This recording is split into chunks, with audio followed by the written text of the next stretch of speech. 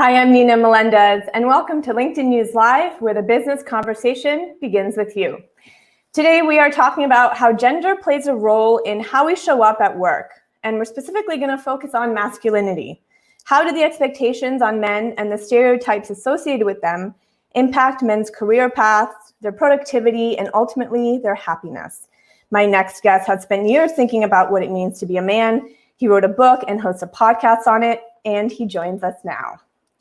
He is Justin Baldoni. He is co-founder and co-chairman of Wayfarer Studios.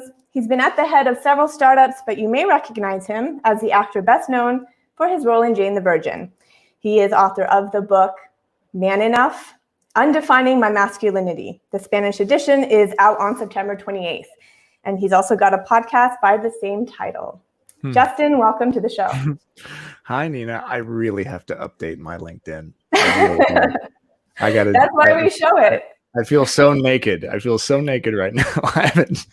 So thank you for pushing me to do that. Hi. Great to have you. I've been looking forward to this conversation for so long, and I've been listening to episodes of your podcast. It is fascinating. The first question really that came to mind was, what spurred you to go on this journey of self-discovery about your own masculinity and your own manhood? What spurred me? Oh, I was tired of hurting the people that I love. I was tired of hurting myself. I don't think it was one event. I think when you grow up, and I can only speak to what it's like to grow up as a boy in America. But when you grow up in a boy, you're just constantly trying to prove your worth. You're constantly performing. You're constantly trying to get somebody to buy in to the fact that you are X enough, you're man enough, you're strong enough, you're big enough, successful enough, whatever it is. And it's exhausting, honestly. And then you're dating and you end up falling in love and meeting the person that you want to be with. And then you still find yourself performing and saying stupid stuff. And, it goes on and on and on. And then you're working and you're in the workplace and I just felt like I was constantly putting on and taking off armor, putting on and taking off different masks. And eventually I started asking myself, well, who am I? Like, who the hell am I really? What do I believe versus this crowdsourced idea of what I was supposed to be? And that led me on, I would say, the healing journey I'm on today.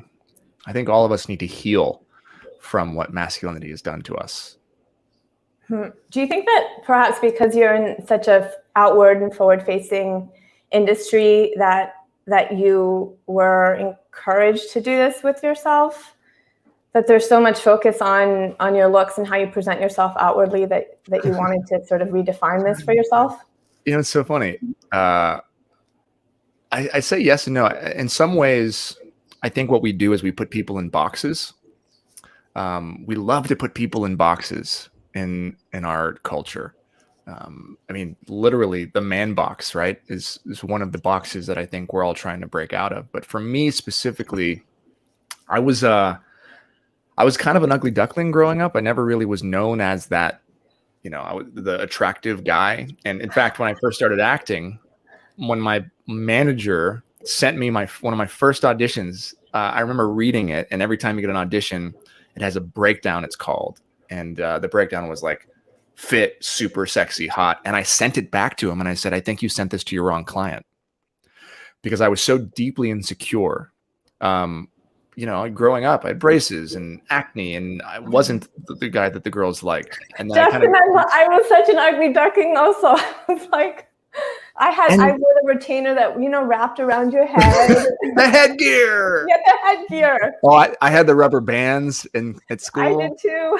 And then you had to take them out to eat, and there's, you had to have your toothbrush with you, and and that. Anyways, yeah. And also my face grew disproportionately. So there's times in high school you look back at pictures of me and my ears are huge, and I mean, can you imagine my nose bigger than it is now? It was at one point. So all that to say, I really, for me, I didn't ever intend to be known for the way that I looked, because I didn't think the way I looked was anything special. And then when Hollywood puts you in a box, and you have ideas and thoughts and feelings, and you're looking at the world a certain way, and I want to share things, they oftentimes can be like, no, just shut up and act, or shut up and take your shirt off, or whatever it is.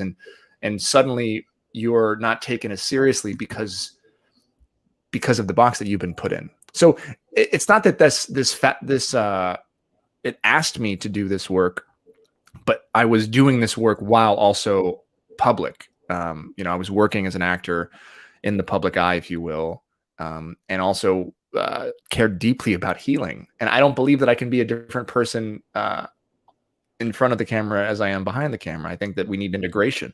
I think that's one of the problems, is you have, you're kind of bifurcating your personality between your public and your private. And I believe that we just need to be one person. It's not about the highlight reel of our social media life. It's what is our life? Like, we're desperate for sincerity, not even authenticity, which is now, I think, over and done with. I think we're desperate for sincerity. So I don't know if that answers your question, but. Yeah.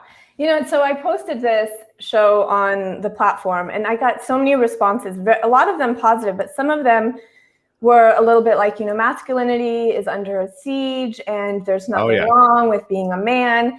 So how do you respond to that when you've talked about your book, Man Enough, or the podcast? How do you respond to comments like that? Well, I don't think there's anything wrong with being a man. I think the problem is the way that we have chosen to divide and segregate ourselves based on our ideology and identity politics. I think that there's a lot of men who believe that masculinity is under siege, right? Is under attack, but it's not. I think if you really are honest with yourself, if you are a man and you are honest with yourself, and you take the time to ask yourself how you feel. First of all, as men, we're never asked how we feel about anything. We're just expected to suck it up and keep going and man up and all of the various things. We're not like, a prerequisite for being manly is not emotional intelligence. It's not thinking about how we're feeling, about what it feels like in our body. Half the time we don't even know we're depressed or have anxiety. And we bury these things deep down because at such an early age, as Bell Hooks writes about in A Will to Change, we engage, every man, every boy engages in this act of psychic self-mutilation where we commit acts of soul murder when we sever ourselves from our hearts. And we do that out of protection. Because that's the way the patriarchy is designed, right? It's a pyramid scheme. It's about our worth is measured based on our productivity. So if you really check in with men and you have these one-on-one conversations that don't require keyboard courage, what you'll find is a lot of men don't believe the system is working for them either. And that's where I think we have to be honest. This is not an attack on men. I'm a man. I love being a man. But I don't love the parts of me that asked me to kill off the other parts of myself, right? Because as a young boy, I had to make a choice. Do I want to be a man? And if I do, then I need to kill off anything that could be deemed feminine, the feminine parts of myself. And in killing off the feminine parts of myself, I'm killing off my humanity, right? Sensitivity, compassion, empathy. These are prerequisites for leadership, right? As men, we're told like we want to be alphas, we want to be leaders, we want to be all these things. But I believe that true leadership, being a man, requires sensitivity, empathy, and compassion, all of which are things that I was told at an early age I'm not allowed to have if I want to be a man. So this whole idea of like, well, masculinity is under attack. Parts of it are, yeah. But if you think about masculinity, it's a performance, fellas. My masculinity, if you can take it away from me, then it's not mine. Like, if I'm a man, right? Well, how can somebody else tell me then that I'm not a man? That doesn't work with femininity. Yeah. I can't take your femininity away from you because it's innate. And I'm arguing that my masculinity is innate. We have to stop performing and judging and trying to take it away from each other. Because when we do that, then we're spending our whole lives basically trying to prove something. We're performing, which means we're coming from a place of fear, from scarcity, not from love and abundance. Justin, I want to bring up a point that you talked about, how masculinity is based on productivity. And even just now you were talking about performance. When we bring it back to the workplace, so much of what pride in manlyhood and manliness is associated with the job that you have or your net worth or the amount of money you make.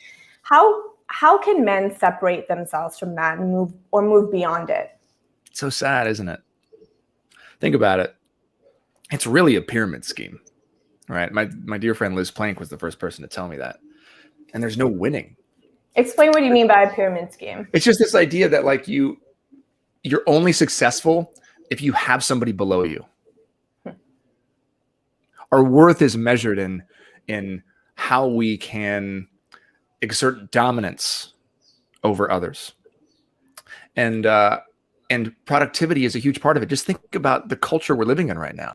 This idea that we got to hustle, we got to grind, right? What is grinding? Grinding is an act of you're grinding down the substance of something else to the point where you're hurting it.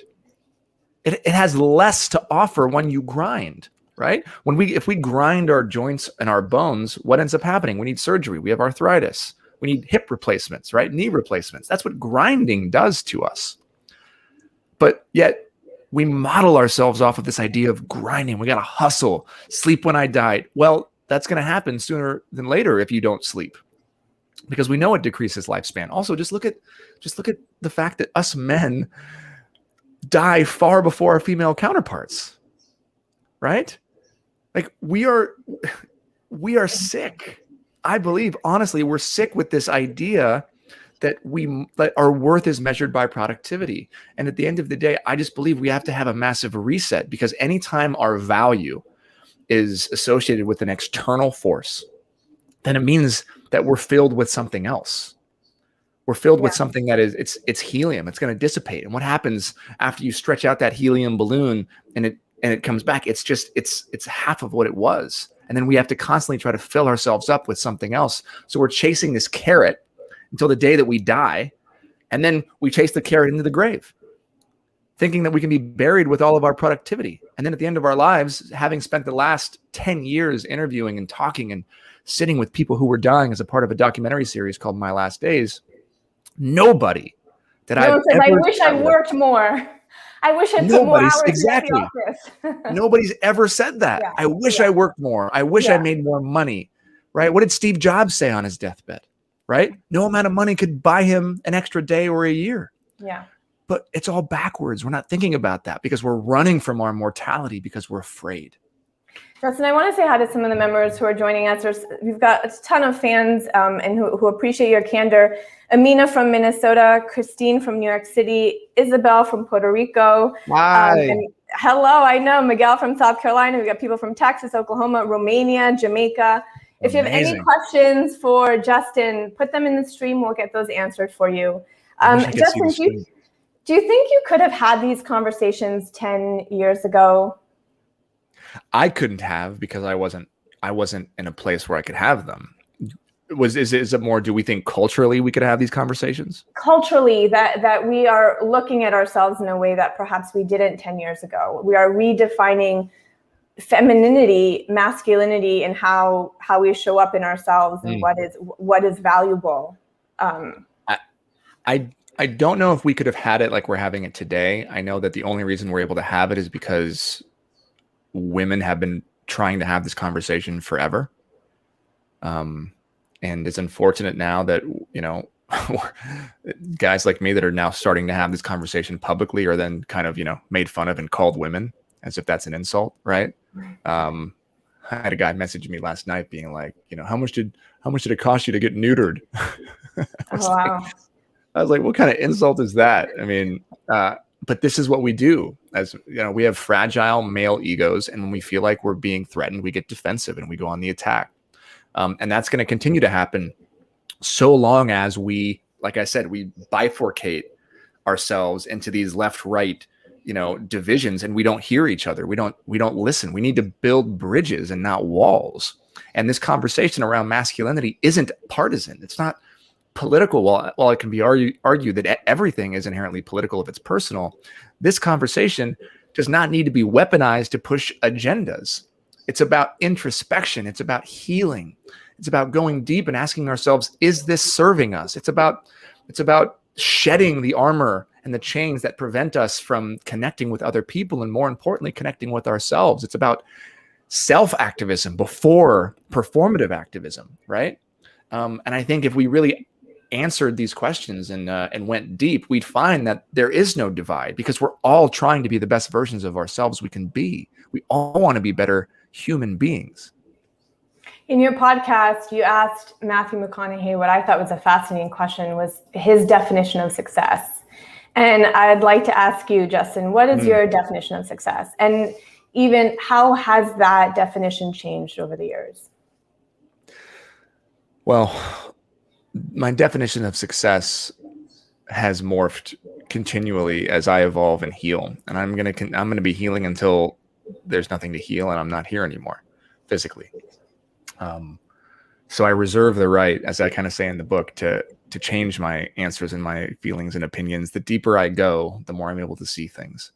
I would say early on, it was a very traditional masculine idea of success: money, power, the ability to make my own choices and decisions. That was what success means to me. Today, it's very different, and tomorrow it's going to be different as well. Today, success has nothing to do with my productivity or my output or my bank account. Success for me today, if I really tune in and listen to my body, is a holistic 360-degree ecosystem of openness with my family and my friends. It's not having my worth be wrapped up in what anybody else thinks of me from the outside. It's not having my worth wrapped up in whether a movie I direct works or not, or whether my company succeeds or fails. It's more about how I am being with myself. So success for me right now is about compassion. It's about empathy for myself, and giving myself the grace to understand that I'm healing in a system and in a world that wants me to be very different than I know I need to be. That is, it's incredibly difficult, because even as a woman, so much of, even my success as I measure is how well am I performing at work? Is my boss giving me good reviews? Are my coworkers letting me know that I'm doing good? So, and of course I think I'm a pretty introspective person, and I stop and I think my importance can't come from what other people think, but how do you actually really separate that? We're beings that are, and even more so now with Instagram and social media and blah, blah, blah. Like, how do we really separate that, the childlike almost need for validation and for acceptance? Well, it is childlike. So you hit it on the head. The deeper you go in terms of therapy and healing, the more you recognize that all of us, and this might be, I might get a lot of flack for this or attacked, and who knows, maybe I'll be LinkedIn canceled because LinkedIn is about work and workplaces. But I believe that the majority of us, without realizing it, our drive for success is essentially a trauma response. All of us are seeking validation in success because we're trying to heal and give that young, 8, 9, 12-year-old Justin what he didn't get. And we're doing it with the illusion of external validation. So the entire system, I believe, is built around trauma and us. It's like, how you can measure who's more successful than others? Who's had more trauma? That's one way.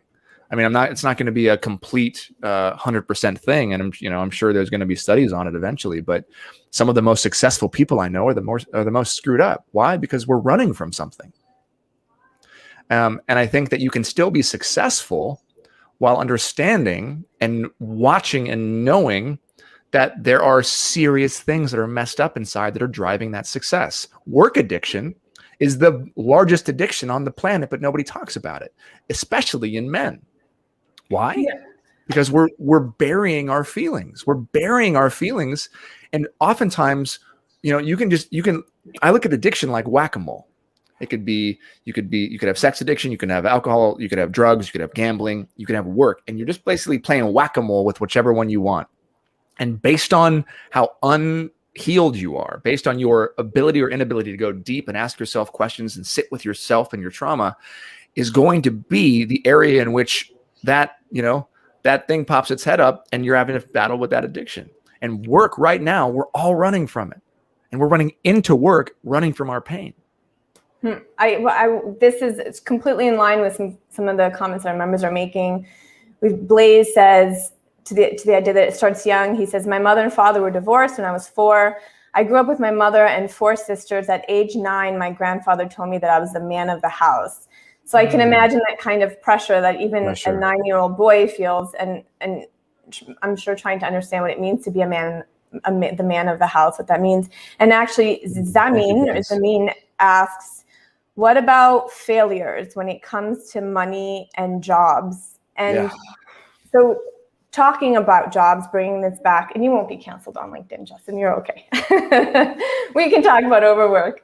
About the jobs aspect and failing at jobs. And, many of us have to work in order to put food on the table. How do we make it so that we don't tie so much of who we are in our jobs? Well, that's a tough question. An amazing question. Yeah, I know. So I want to go back to what Blaze said. Yeah. So when you're 9 years old and you're told you're the man of the house, right? There are certain unwritten, unspoken rules that come along with that. What you're really told is you have to protect. You got to take care. You got to provide. And when you're told those things, it starts to mess with you, and you start to see the world through these very gray glasses, and everything's about output and making sure that you become that thing that they said you were, even if you don't feel like you are. So when we think about losing jobs, and when we think about, especially in men, depression, right? Suicide is through the roof right now. Why? Because we're tying our productivity to our well-being. If you lose a job and that job defines you because of this pyramid scheme of masculinity, right? The patriarchy, if you will, and we have to work, we have to provide, we have to protect. Even if you have all the love even if your family loves you, even if your wife adores you, you will think you're failing them. And you will go down a dark hole because the world is telling you that you're not a man. You're not a you're a failure. You're supposed to get that promotion. You're supposed to, to work. You should be good enough to get a job. And when we're not, we lose our identity. We become depressed. And guess what? Most men don't know how to be depressed or even what depression is, because we've never been asked how we feel. We don't even know what it feels like in our bodies. Shortness of breath, anxiety. We have no idea what this stuff is, right? Suddenly we start getting, we have cardiac disease. Our backs start to go out. We have injuries all over our bodies. We develop cancers. Well, this is our bodies screaming, our hearts screaming that they need an outlet. Because when we're children, when we are told, no, you can't cry, when you're 9 years old and you're not allowed to express your emotions because you're the man of the house, what do we know? Tears contain stress hormones. There's a study that was done in the 80s that talked about how our tears contain stress hormones. And when we're young, we have tantrums and cry so that those stress hormones can leave our body.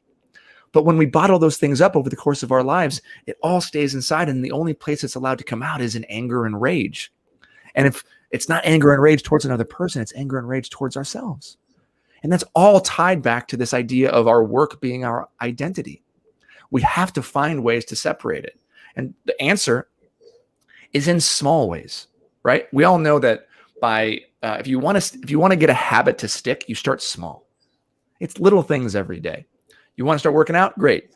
Do 2 push-ups a day, and then do 5, and then do 15, then do 100, right? You'll get there eventually.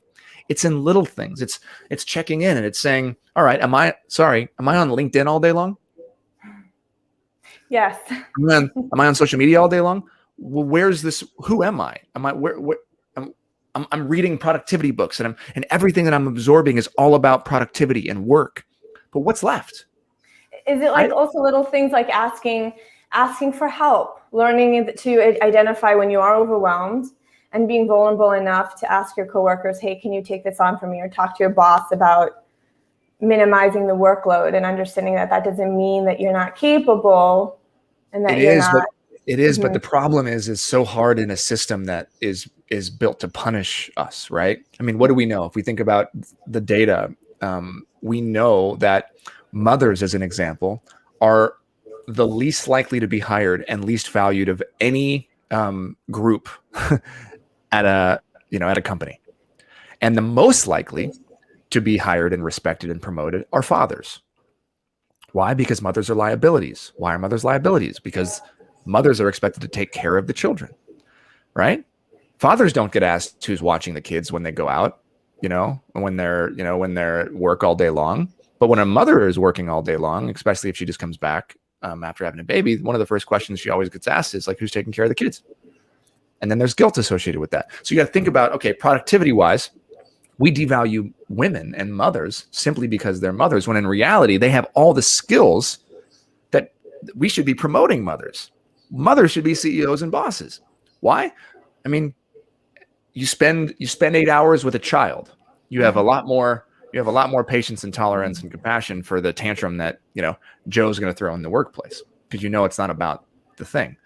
And back to like asking your boss to take some off your plate. We can't do that in this current system, because the boss is then trained to look at the employee and say, well, you're not producing enough. Why? Because we want robots. We don't want people, but we're going to burn everybody out. The system that we have currently is not set up to build and create healthy, happy human beings. It's built for robots. I want to bring up a quote that one of our members posted on the post about the show. His name is Lawrence. He said, I have trouble defining masculinity outside of its toxic traits without invalidating large numbers of humans. I was part of a men's lib forum that focused on intersectionality and destroying the patriarchy. Every time a member brought up redefining the idea of manliness, it turned into a thread of cliches that amounted to every single man is different. So there's so much to unpack here, Justin. The part that spoke to me specifically was the idea of defining masculinity outside of the toxic traits. When we talk about femininity or being a woman at work, we almost never talk about the toxic traits associated with it. I mean, even now when you were talking, there's all the positive things. Is there a way that we can, without also talking about toxicity and its toxic traits? Yeah, I think the problem is, look, anytime you have two groups, right? If you have an oppressed group and an oppressor group, the focus is going to be on what's wrong with the oppressor group, right? And the illusion of masculinity right now is that men have it made, that we are the one from this culture, when in reality, I would argue that we're also the ones hurting. And we know that hurt people. I believe that nothing works when you point out the bad.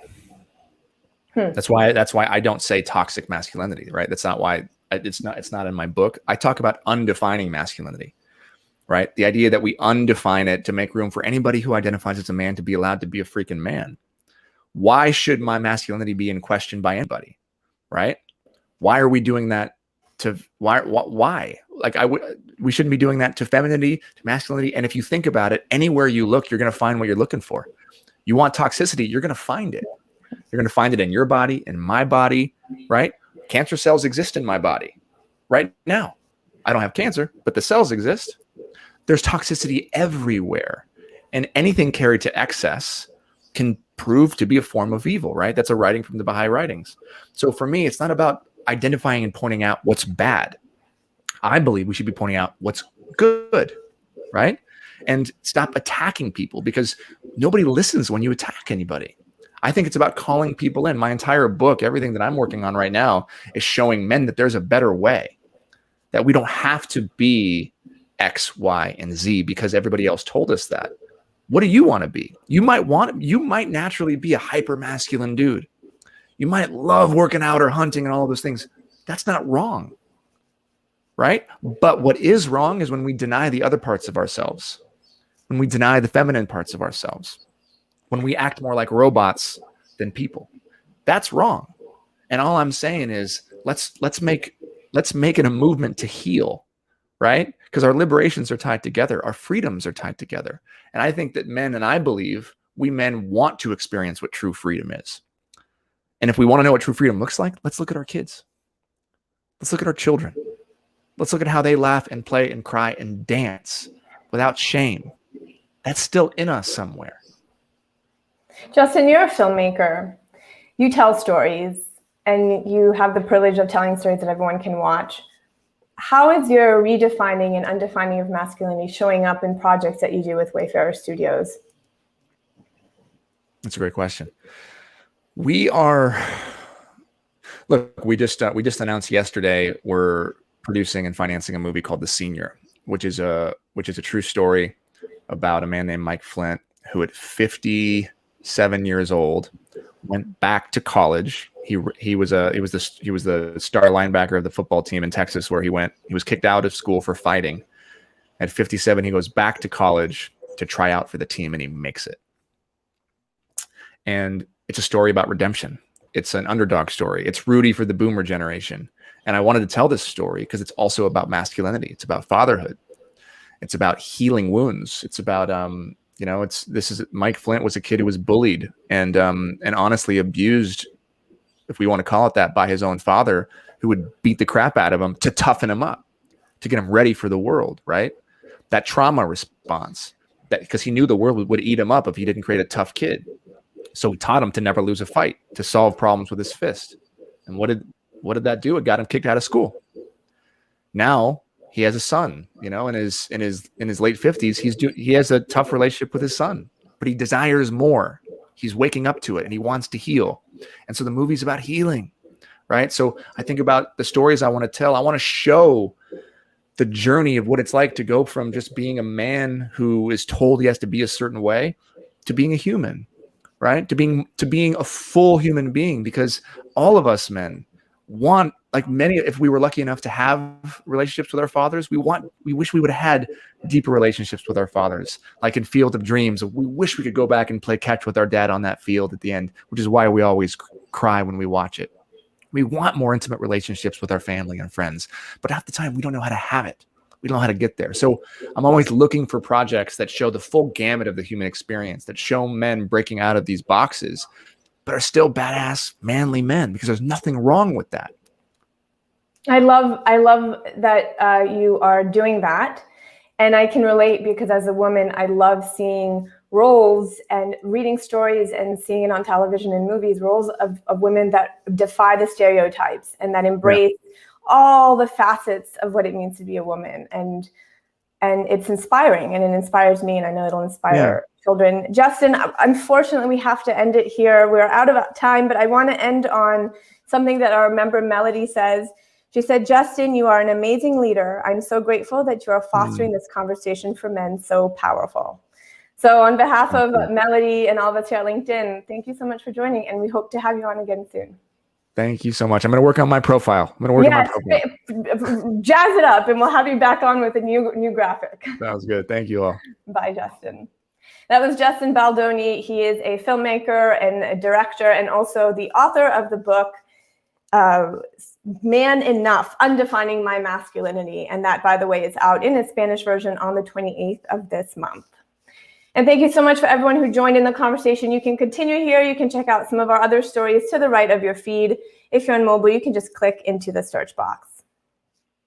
Tomorrow, our editor-in-chief, Dan Roth, is sitting down with Johnny C. Taylor, the CEO of SHRM, about how the way we hire and run our workplaces has changed drastically in the past year. You won't want to miss that conversation. I'm Nina Melendez. Thanks so much for watching LinkedIn News Live.